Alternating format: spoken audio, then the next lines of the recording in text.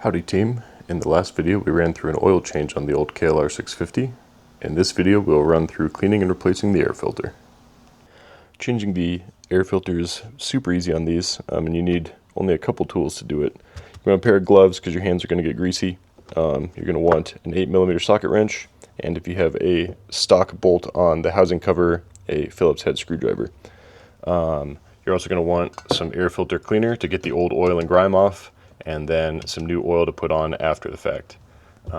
Today I am getting a new filter that I'm going to put in it. It's one of the new funnel webs. I really like the funnel webs, and I usually recommend having a couple filters so you can cycle between the two. If you're on a long trip, it's good to take an extra one that you've got cleaned and oiled and just keep it in a Ziploc bag so that you can just swap it out after a really dusty day. And the first thing you're going to do, you've got an 8mm bolt holding the front of this panel on, and there's also one tucked in back here. You can pull both of those out. You can pop the panel and slide it out. Depending on your luggage racks, you may have to remove or drop one of those out of the way, but I can squeeze this out between the one I have.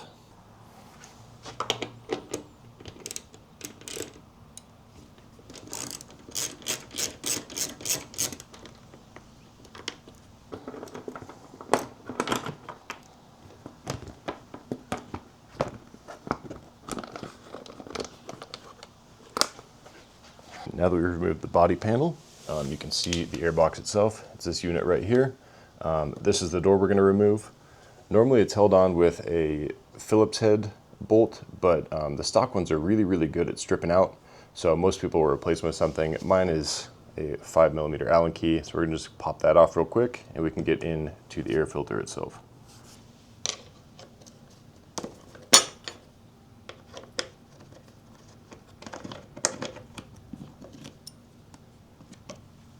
As you can see, the filter is crammed in right there. It's held on with that long bolt with kind of a wing nut looking thing on the end of it. At this point, you probably want to get your gloves on. Lots of dirt and grime. Obviously you don't need them, but it makes it a lot easier for cleanup in the end. We're just going to loosen that bolt and pull that out. All right, and then you can just pull your filter out as is. You can see that this funnel web is very dirty from our last trip. And then you'll see inside there's this cage. This cage is required on pretty much every filter in the KLR, except for the K&Ns, which I don't recommend. So make sure you don't, if you're replacing the filter entirely, make sure you don't throw this away. They're like 20-30 bucks. So once you got your filter out and you need to clean it, you're going to take your dirty filter, your air filter cleaner, give it a good shake, and then you're just going to completely douse it in the filter cleaner. Get it soaking wet. You want to get the thing sopping with cleaner. Go absolutely nuts. We're kind of running out. And then what you're going to do is you're going to work it in with your hands. Right? Really get in there. Agitate that dirt and grime. Break up the old oil and kind of get it up and out of the filter. You can already see it's kind of starting to clean up. You can see it all over my gloves. Right? You're just going to work that in for a little while and let the cleaner do its thing. After you're done with this, you're going to take it in to the sink or a bucket of water. Warm water is best. And you're just going to rinse it out, wring it out, make sure you get all that filth out of it so that it's ready to go for the next round. Once you have it all wrung out, rinsed off, and drained, it should be quite a bit cleaner, like this now, right? When you're wringing it out, it'll kind of come out looking like chocolate milk. Just keep running under hot water and squeezing it until that chocolate milk is gone and it's coming out clean. After that, I'll usually just kind of put it in a sunny spot and let it air dry. Once your filter has dried, or you've got your new filter, you're going to want to oil it. I use the same product, the Maxima Racing Oils, as I do with the cleaner, chain lube, everything like that. It works great for me. Here's my new filter. Close enough, but if you got your old one, you're reusing it, totally fine. And you're just going to shake it up real good, and you're just going to absolutely douse it in oil. See, the oil on this comes out kind of blue. You're going to get the whole thing absolutely covered in it. And then what you do is once you've got it all worked in, or sprayed on, you're going to massage it in with your hands so that it really works into that foam and helps protect your engine from fine dust and particulates and the like, inside, outside, every little bit of it. The oil filter comes out pretty wet, but it dries out. Not dries out, but it kind of tackies up and gets sticky. And that's what's going to catch all of the particulate as it works its way in. So that's looking pretty well doused, as you can see, very blue. And then I'm just going to massage it. Right? Just work with your hands and really get that oil deep into the foam. And that's what's going to grab all that dirt. Make the magic happen. And then the next thing you're going to do is you're going to put that shell, the cage rather, back into your filter so that when you put it back in the bike, it sits properly in its housing and you don't have to worry about any air or debris getting past it in the wrong places.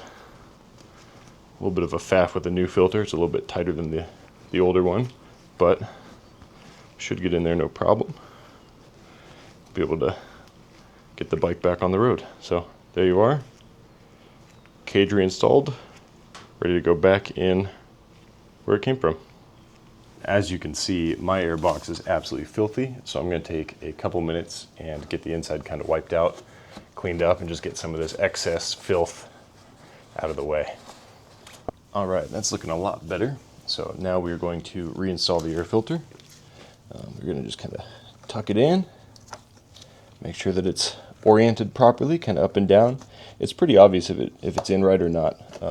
There's a bit of a lip on the inside right along here, and it'll fit really neatly around that lip. We're just going to take this, we're going to fish it back in. Honestly, the hardest part is trying to find the hole that it's supposed to click into. But once you found it, you just got to twist that until it's nice and snug, and your filter is installed. Squeaky clean filter in. Bike should be breathing a lot easier now. From this point on, you can take your gloves off. They're going to be sticky and gross, but you don't need to touch the filter anymore. We just need to put the cover back on, and then the panel over the outside, and the job is done.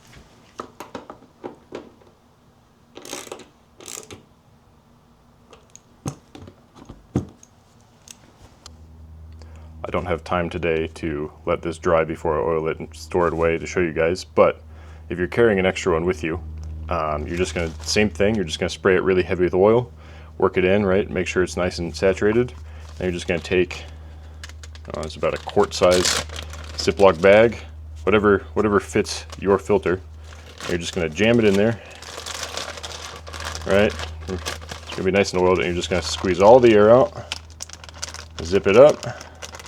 You'll have this nice tight little package that you can keep with you on your trips. As you get halfway through, maybe you're 1,000 miles in, it's super dusty, you've been working the bike really hard, you can pull the dirty filter out, put it in this bag, pull the clean one out, slap it in, and just keep going. That way you don't have to worry about any performance issues or dirt ingress or anything like that. Hopefully that covers everything. Obviously, if you have any questions or comments, just leave them below. Thanks for watching. Don't forget to like and subscribe, and we'll see you in the next video.